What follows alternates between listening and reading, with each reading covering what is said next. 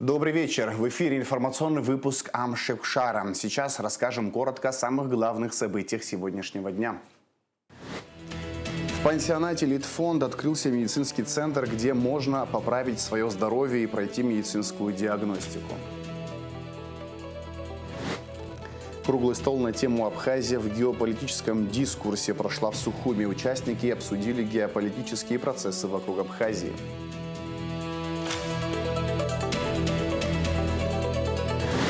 Памятник участнику Великой Отечественной войны из Абхазии Химцитарба открыли в Мичуринской средней школе Приозерского района Ленинградской области. Бадра Гунба поздравил руководство и личный состав погрануправления ФСБ России в Абхазии с Днем пограничника. Он отметил, что защита рубежей всегда была делом особого мужества и высокой ответственности. И сегодня российские пограничники достойно продолжают славные традиции предшественников, обеспечивая безопасность и стабильность в республике. Абхазия высоко ценят ваш профессионализм, преданность службе и многолетнее сотрудничество с абхазскими пограничниками в деле охраны государственной границы нашей страны. Благодаря совместной работе обеспечиваются мир, спокойствие, безопасность наших граждан, говорится в тексте. В МИД Абхазии обратили внимание на недавние публичные заявления высшего политического руководства и духовенства Грузии, прозвучавшие в ходе торжественных мероприятий в Тбилиси. Очередные декларации о грядущем объединении и примирении, облеченные в форму миролюбивой риторики, для внешнего наблюдателя и мирового сообщества могут выглядеть как стремление к миру. Однако в Абхазии эти завуалированные тезисы воспринимаются исключительно сквозь призму реальных угроз и исторического опыта нашего народа, говорится в комментарии МИД.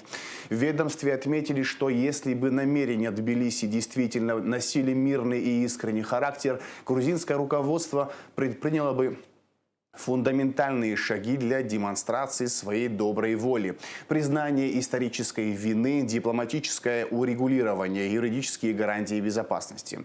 Вместо этого мы наблюдаем опасный дуализм. На фоне мирных молитв и политических речей Грузия продолжает интенсивно модернизировать свои вооруженные силы, получая самые современные образцы западного вооружения, отмечается в документе. МИД Абхазии призывает грузинских политических и религиозных деятелей отказаться от фальшивой риторики и иллюзии.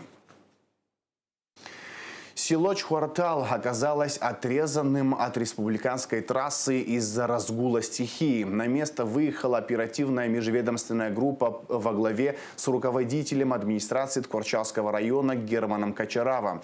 Первую партию помощи, продукты, лекарства и предметы первой необходимости в село уже доставили. Монтаж проводов для подачи электричества в село почти завершен. Также завершено восстановление поврежденных линий в поселке Ахармара, селах Царча и Окум. Работа ведется в сложных погодных условиях. 25 числа, понедельник, вода вышла с русла и направится прямо на население. Где-то затоплено 55 дворов, оторвано где-то 10-12 семей. Район с главой Германа Вячеславовича оперативно начали работать. На ногах встали все структуры и направились у нас в Царчах. Сразу оказали помощь это медицинский или гуманитарным. Президент республики Бадра Зурабович сам увидел, самые больше, где нуждаются помочь такие объекты, это восстановить мост и восстановить дорогу. А сколько мостов было смыто? Где-то смыто было 3 моста, а уже первый вот почти восстановлено. Вот делают через час уже тоже машины тоже будут проехать. Как опустится уровень воды, там тоже сразу начинается работа. Свет тоже восстановили, все, почти все восстановили здесь, только вот эти дороги. Но дорогу тоже, вот как вы сам видите, уже техники мобилизованы, все здесь почти здесь стоят, параллельно делается и здесь, и там внизу тоже. Более 30 единиц техники задействовано на объектах, пострадавших от разгула стихии 25 мая в Тхуарчалском районе. Ремонтно-восстановительные работы ведут одновременно 10 государственных и частных фирм. Все на безвозмездной основе. Сразу после ЧП президентом Бадрой Гунба была создана комиссия по ликвидации последствий стихии. Ее председателем назначен начальник управления капитального строительства Демир Гамисония. Как отметил глава УКС, со стороны подрядных организаций есть полное понимание в необходимости оказать помощь в ликвидации последствий стихии, поэтому ремонтно-восстановительные работы ведутся в ускоренном режиме. 25 мая в связи со стихийным бедствием была создана комиссия по ликвидации стихийного бедствия, в рамках которой на сегодняшний день уже активно проводятся работы по капитальному ремонту аварийных участков, по русловыпрямительным работам. На сегодняшний день задействовано порядка 30 единиц техники на различных участках по всему району, по всем 11 селам, которые у нас пострадали в результате стихийного бедствия. В оперативном режиме осуществляется контроль, в связи с чем 4 сотрудников управления капитального строительства прикомандированы к Торчельскому району и совместно с главой администрации оперативно осуществляют контроль. Все необходимые меры принимаются. На сегодняшний день уже организована поставка топлива в размере 30 тонн. Кстати, в этой части мы хотим поблагодарить Бакелия Батала и фирму КДК Development, которые оплатили необходимое топливо. Ну и также, конечно, поблагодарить всех строителей, которые отреагировали, отдали свою технику на безвозмездной основе. И сегодня благодаря этому очень много получилось устранить. Работы будут продолжаться еще на протяжении 1,5 недели. Будут осуществляться берегоукрепительные работы, аналогичные тем, которые были проведены в русле реки Кудор, которые в свою очередь позволили обезопасить жителей близлежащих сел. И сегодня команда Бинура Квирая также берется за реализацию берегоукрепительных работ на самом проблемном участке. С фирмы Нерud Инвест привлекается порядка 8 единиц техники, которые будут полноценно осуществлять укрепительные работы. В рамках работы комиссии будет осуществлен ремонт 4 мостов, 4 аварийных участков, а также восстановлено русло на 10 разных участках, и в том числе восстановление дорожных путей, которые пострадали у нас в результате обильных паводков. Привлечено 10 различных организаций, это и бюджетные, и государственные организации в лице Абхазберегозащиты, и частные фирмы, которые оказывают поддержку всеми имеющимися средствами. Представители УКСа незамедлительно начали работы. Мы на данный момент находимся в селе Царча. Самое наибольшее пострадавшее село является Царча село и село Чхуартау. В данный момент мы находимся в селе Царча. В селе Царча произошел подмыв моста, одного моста. Дальше мы проедемся, там будет второй мост. Дальше мы вчера посетили еще село Чхуартау. Там порядка 19 семей находятся отрезаны от центра Чхуартау, от центральной части, от города.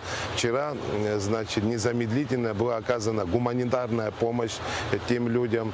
И сегодня уже специалисты УКСа находятся в этом селе. Мы хотим выразить огромную благодарность тем людям, которые оказали, значит, нам помощь. Вчера мы доставили питьевую воду, значит, в город. Мы хотим выразить огромную благодарность Данилу Зухба, это ООО «Гумиста».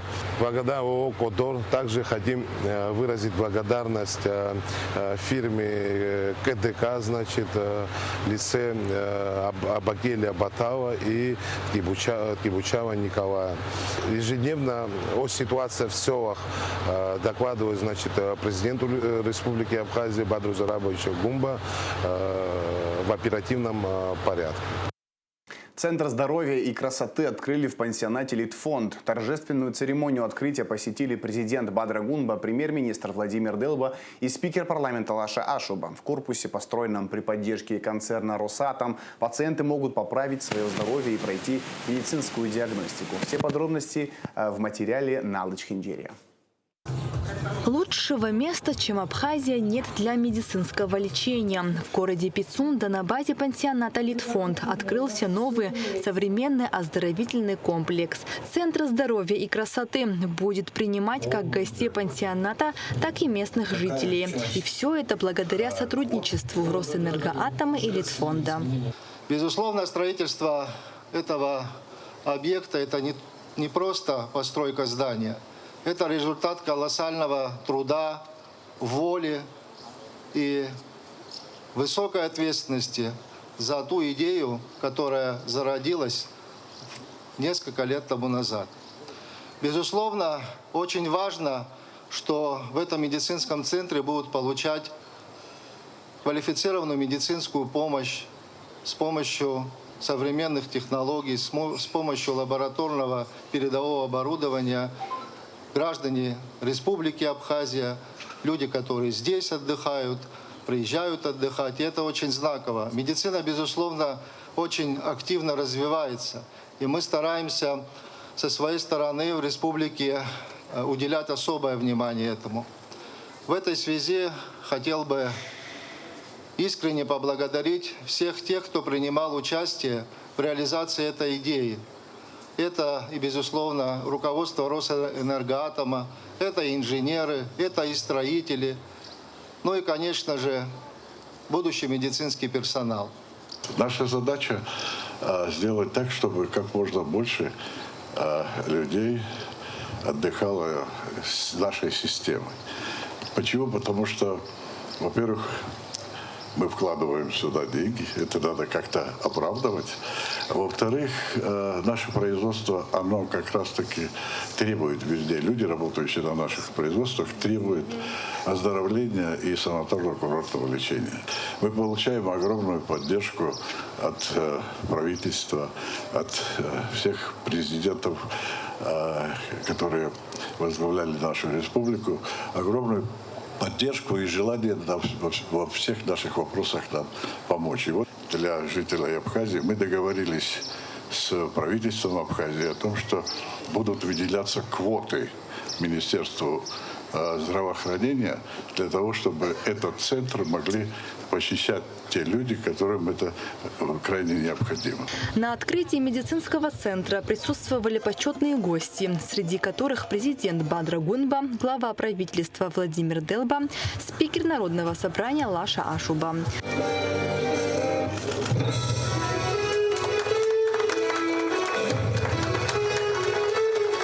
Магнитотерапия, эндоскопия, услуги педиатра, уролога, невролога, спа-капсула, стоматологический рентген, маммография. И не только. Здесь можно получить широкий спектр медицинских услуг, чтобы поправить здоровье. Порой за этим обследованием нашим гражданам приходилось ездить за тысячи километров за пределы Абхазии. Я, пользуясь случаем, хотел бы поблагодарить вас, Чумир Львович, корпорацию «Росатом», Сергея Владимировича Кириенко. Мы знаем, что это требует определенных и политических решений. Все эти решения и политические, и технические, они реализованы. И сегодня мы можем наблюдать за открытием достойного медицинского центра, который, безусловно, будет служить качественной медицине и, самое главное, в итоге здоровью граждан нашей страны и людей, приезжающих сюда на отдых.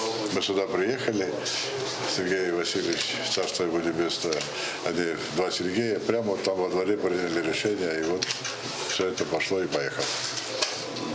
Это результат ответственного решения и ответственной реализации. Да. Так что... И сейчас он за этим делом следит, он бывал здесь, смотрел, интересовался, некоторые корректировки внес. Все мы поправили, все сделали, как могли. И главный акцент – это, естественно, люди. И акцентировал, что местное население должно пользоваться. По-другому никак нельзя. Это аксиома, от него мы никуда не денемся. В пансионате Литфонда медицинская служба была изначально, но пару лет назад стало понятно, что предоставляемых здесь услуг недостаточно. Был подготовлен проект по созданию лечебного диагностического комплекса. И вот медицинский центр, где представлено диагностическое оборудование экспертного класса, запущен. Конечно, государство внесло свою лепту без профильных министерств, без поддержки в парламенте, среди депутатов, самого президента лично. Было бы очень сложно весь этот проект реализовать, потому что масштаб большой, для нашей страны тем более. Очень много оборудования, очень большая площадь. Плюс здесь реабилитация, то есть здесь могут получать услуги дети с ДЦП, инвалиды, маломобильные пациенты, жители, ветераны. То есть здесь реабилитационные услуги. 6-й этаж у нас практически весь. Это физиотерапия, которая максимально современная и которая не представлена у нас в стране. Маммографический аппарат у нас делает снимки как в 2D, так и в 3D. Томосинтез, то есть которого в Абхазии нету ни у кого. Аппарат у нас новый, 2005 года производства. Мы можем также снимки с него записывать на флешку, на диски, на пленке. Также скидывать ссылку на исследование, что если предоставляется куда-то за рубеж Абхазии. Можно также это передавать. Довольно-таки комфортный аппарат для пациенток. Все на раннем стадии развития можно выявить, что, собственно, помогает для здоровья женщины в самую первую очередь это увидеть, узнать для врача и скоординировать лечение, если оно требуется. В Центре красоты и здоровья работают порядка 100 медиков, среди которых медики из России и местные специалисты. Планируется увеличение штата до 200 человек. Падре Гунба показали и строящийся плавательный бассейн, над которым планируют открыть ресторан с видом на город. Он будет с морской водой, то есть ежедневное посещение бассейна планируется около 200 человек, то есть за целый день. Строительство этого бассейна началось у нас в 2025 году. Наверное, здесь будут отдыхать не только наши гости, которые приезжают в Абхазию, но и местные жители, чтобы поправить свое здоровье, могут проходить и пользоваться этим бассейном. На 2-м этаже у нас будет здесь такая спа-зона, ресторан. В медицинском центре могут получить помощь как отдыхающие здесь туристы, так и граждане страны, в том числе по квотам Минздрава. Нала Чханджирия, Заурлиев, Абхазское телевидение. Российская академия наук и Академия наук Абхазии заключили соглашение о сотрудничестве. Документ подписали президенты РАН и АНА Геннадий Красников и Зураб Джапуа на полях общего собрания членов РАН. Договор бессрочен и вступил в силу с момента подписания. Он будет способствовать укреплению связи в сфере развития науки, новых технологий, практической реализации разработок в различных областях, включая биологические, лесохозяйственные, химические науки, экологию, медицину, сельское хозяйство и другие отрасли. Потенциал РАН будет также задействован в подготовке и переподготовке кадров для научной деятельности в Абхазии. Круглый стол на тему «Абхазия в геополитическом дискурсе» прошла в Сухуми. Участники обсудили геополитические процессы вокруг Абхазии, говорили о политике, о культурно- и религиозном аспекте проблемы конфликта, о роли образования в новых геополитических сценариях. Репортаж Айлиты Арутюнян. Это необычный круглый стол, который проводился ранее ЦСИ. Речь идет о текущей ситуации в мире и о реакции и понимании Абхазии того, что происходит. То, что происходит в мире сегодня, оно не может не иметь отношения и к нам, не может не беспокоить и нас. Потому что уже хорошо заметны изменения, которые происходят на Южном Кавказе. Значит, нам хотелось бы не просто предложить наше понимание, наше видение, а сперва послушать других представителей нашего общества, послушать и узнать их мнение. Олег Доменев вспомнил о политическом руководстве Абхазии в советский период. Он отметил, что в то время была мощная политическая элита, которая, как правило, выступала от имени общества. Политические круги, как правило, они зависимы не только от общества, но и от других политических структур. И сегодня то же самое. Наши политики, наша власть и государство, оно имеет отношение к другим государствам. И не всегда то, что наши правители говорят, совпадают с настроением общества. А тем более в самом обществе, наше общество сегодня, оно здесь звучит самые разнообразные мнения. Более цельным мнением обладали наши люди в советское время. У них было единое мнение. Лана Ангрба, кандидат филологических наук, доцент кафедры иностранных языков АГУ, рассказала о некоторых парадигмах современного мира, в которых мы оказались, и ознакомила с взглядом международной академической среды на новую реальность. Она рассказала о сущности концепции бани мира, которая была разработана задолго до пандемии. Характеристиками концепции являются именно хрупкость, тревожность, нелинейность, непостижимость. Собственно говоря, современный мир переживает идеальный шторм, и мы все это видим. И уже в научных терминах это вот подтверждается. И среди множества наблюдаемых политико-экономических деструктивных факторов, я как не специалист сейчас перечислю, возможно, коллеги-специалисты еще добавят к этому списку того, что мной упущено. Это международные торговые, финансовые, энергетические, технологические санкции, эмбарго, колоссальные расходы на военные операции и антивоенная релокация, то есть иммиграция интеллектуального капитала, ухудшение логистических связей. А Герман Маршан, секретарь Священной митрополии Абхазии, в своем выступлении рассказал о необходимом настрое в условиях геополитических сдвигов, происходящих в регионе. Также о Церковном институте Абхазии в связи с сегодняшними проблемами, возникающими на Ближнем Востоке.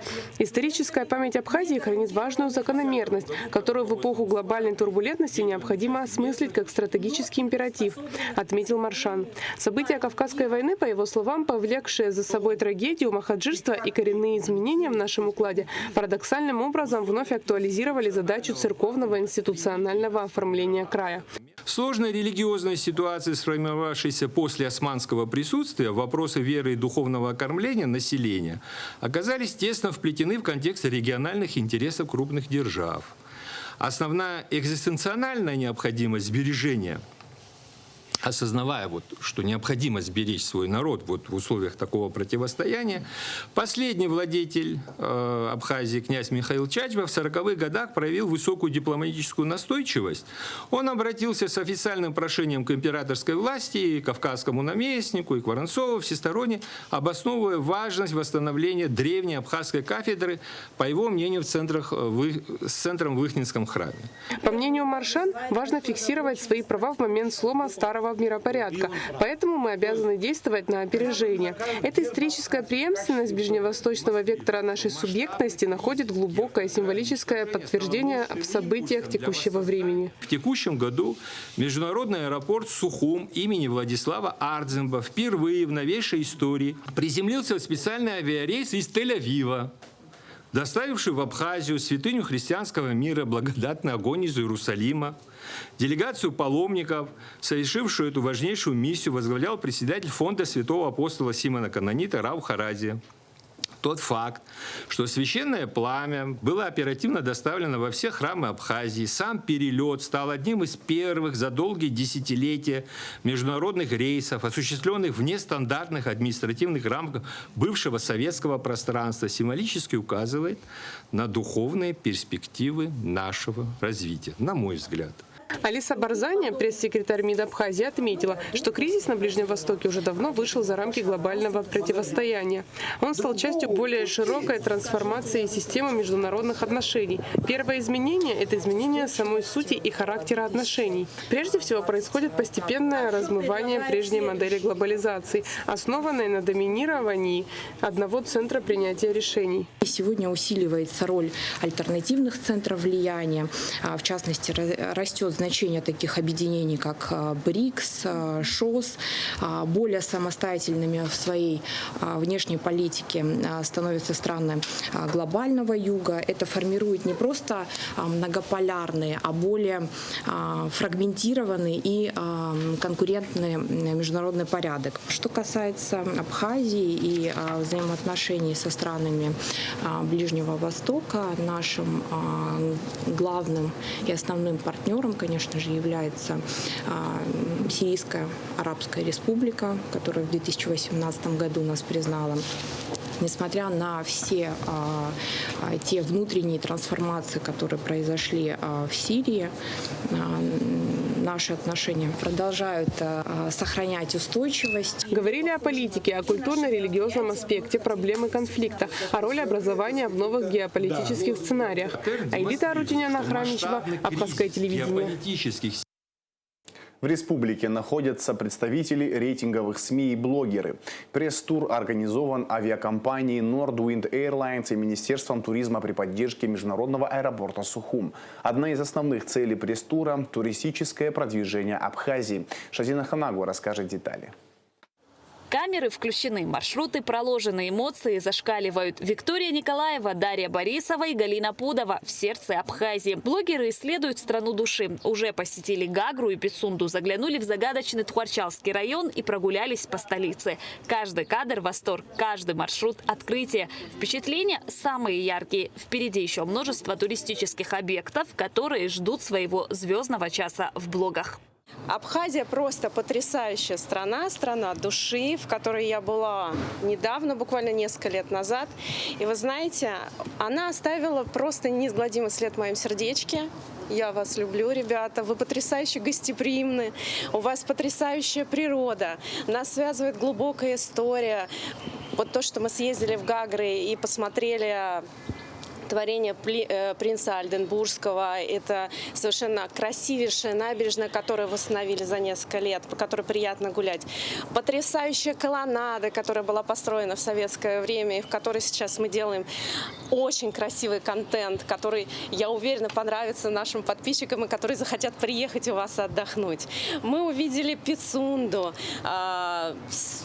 Просто такого нигде нет на планете Земля, такого сочетания. И когда поступило предложение приехать с Nordwind, прилететь рейсами, которые у нас запустили, можно сказать, эксклюзивно в Сухум, от этого невозможно было отказаться. С 3 апреля авиакомпания Nordwind совместно с авиакомпанией Икар запустила регулярные рейсы по новому маршруту Москва-Сухум. Полеты выполняются из Шереметьево до 5 раз в неделю на комфортабельном воздушном судне Embraer 190 с компоновкой 110 пассажирских мест. С 25 мая частота полетов увеличилась до 7 раз в неделю с задействованием самолета Boeing 777 вместимостью 540 пассажиров.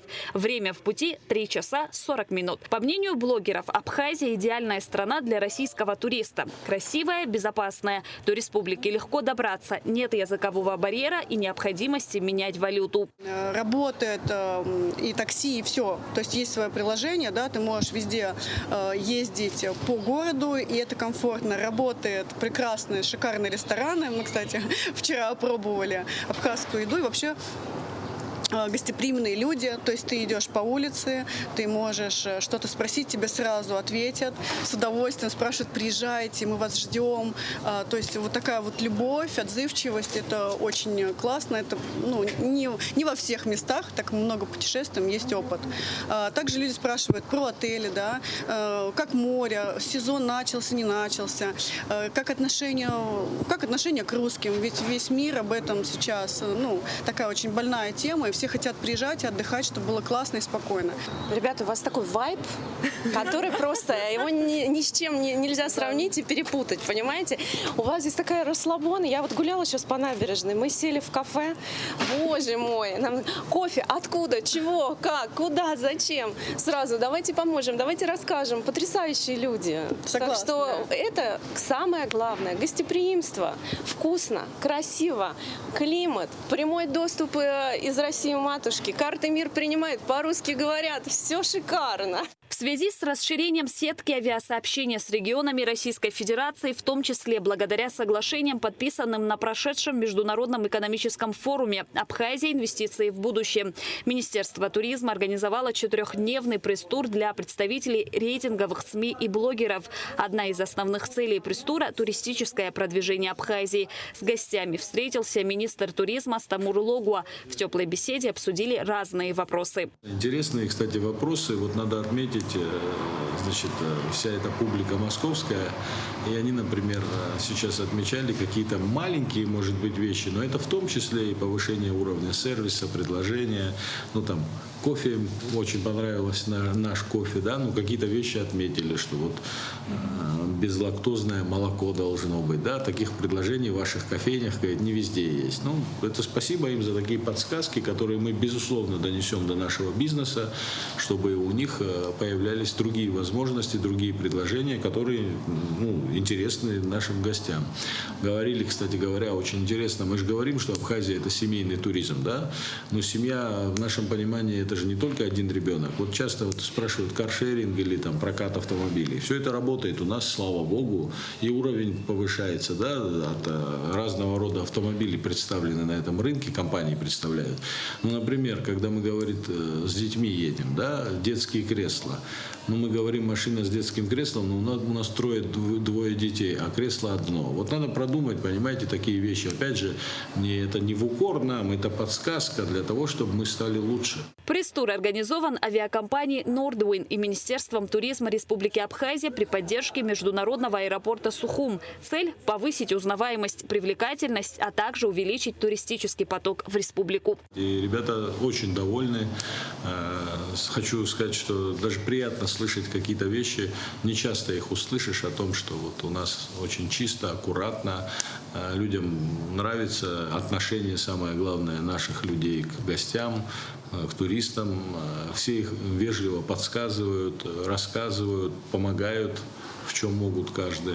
И они объехали практически всю Абхазию. Вот буквально сегодня еще маршрут на весь день. И я надеюсь, что это, еще раз повторюсь, сделает, все эти мероприятия приведут нас к увеличению количества туристов, гостей наших, которые приедут в этом году. И самое главное, делать это часто, не один раз в год, для того, чтобы показывать, какая Абхазия разная в разное время года. И как прекрасно здесь проводить время не только летом, но и в другие времена года. Министр туризма выразил надежду на успешный туристический сезон и отметил, что подобные мероприятия призваны привлечь гостей в Абхазию не только в летний курортный период. Главная задача – постепенно превратить республику в круглогодичный курорт. Шазина Ханагуа, Элита Рутюнян, Дэвид Маргия, Абхазское телевидение. Памятник участнику Великой Отечественной войны из Абхазии Химти Тарба открыли в Мичуринской средней школе Приозерского района. В мероприятии приняли участие министр иностранных дел Абхазии Олег Барцыц, внуки героя Тенгизы Этери Тарба и правнук Арсений, представители администрации района, общества АПСН, Всемирного Абхазо-Абазинского конгресса, учителя и школьники. В рамках мероприятия министр вручил медаль Минобороны Абхазии за боевое сотрудничество Содружества, главе Приозерского района Александру Сослакову и спецпредставителю МИД Абхазии в Санкт-Петербурге Константину Балыбину за большой вклад в дело военно-патриотического воспитания молодежи. Милана Агарба расскажет подробнее. В Мичуринской средней школе Приозерского района торжественно открыли памятник Химце Гуджевичу Тарба, участнику Великой Отечественной войны, который погиб в 1941 году в Ленинградской области. На церемонии открытия присутствовали министр иностранных дел Абхазии Олег Барцыц, глава администрации Приозерского района Александр Соклаков, а также родственники героя. Мы собрались здесь, чтобы открыть памятник человеку, чья жизнь стала символом мужества, стойкости и беззаветной любви к родине. Мы чествуем Химцу Тарба, участника Великой Отечественной войны, представителя гордого абхазского народа, который с оружием в руках защищал нашу общую землю и погиб здесь, на Карельской земле. Внучка Химцы Тарба поблагодарила всех, кто был вовлечен в открытие этого мемориала. Хочу поблагодарить всех собравшихся, всех тех, кто принимал участие в открытии данного мемориала. Вечная память героям. Всем большое спасибо. Небольшая Абхазия внесла существенную лепту в достижение общей победы. Более 55 тысяч воинов из Абхазии ушли на фронт Великой Отечественной войны. Более 17 тысяч не вернулись с полей сражения. Олег Барцыц отметил стратегическое партнерство Абхазии и России и поблагодарил местные власти за заботу о памяти уроженцев Абхазии.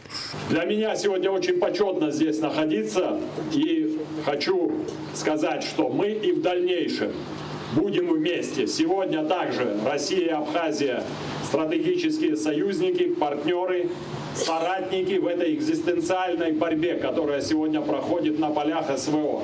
Мы также союзники, также друзья, также братья. И так будет всегда. Спасибо вам большое.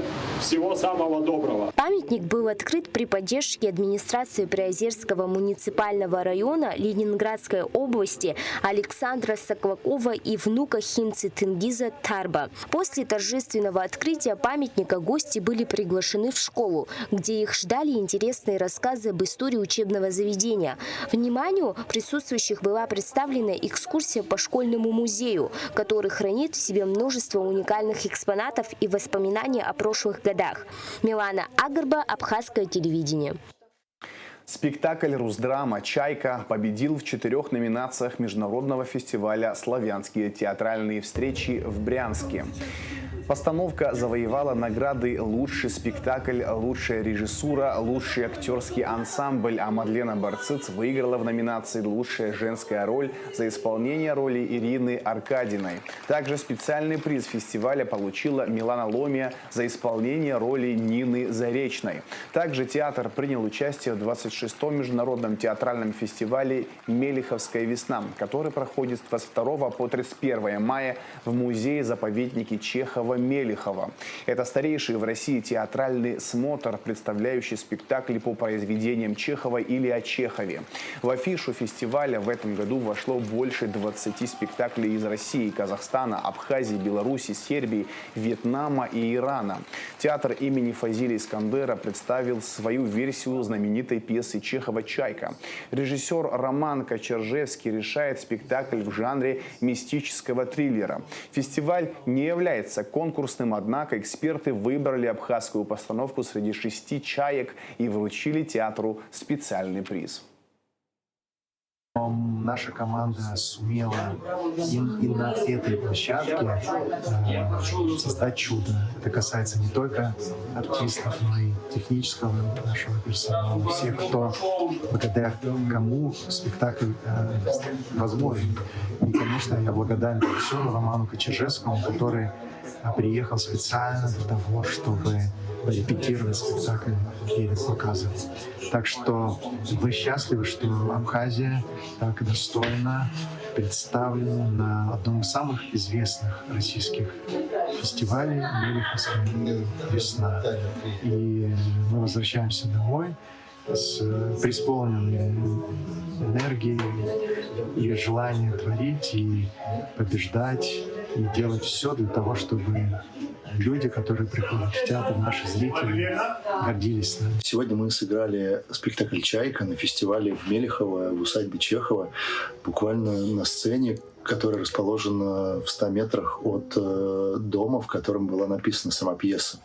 И это большой фестиваль, это большая честь, что наш спектакль попал на этот фестиваль. У нас большая честь играть этот спектакль в одной афише с великими спектаклями Льва Додина, дяди Ваня, которые были представлены 2 днями ранее на фестивале. И наш спектакль молодой, он еще только рождается, ему даже нет еще года, а он уже присутствует на таких серьезных мероприятиях. И это очень важное испытание для артистов, для спектакля. И большое счастье играть в этом месте. В завершении выпуска расскажем о погоде. В пятницу, 29 мая, в Абхазии ожидается ухудшение погоды. Дождь, местами возможна гроза. Температура воздуха ночью 9-14, днем 14-19 градусов тепла. Температура морской воды плюс 15 градусов.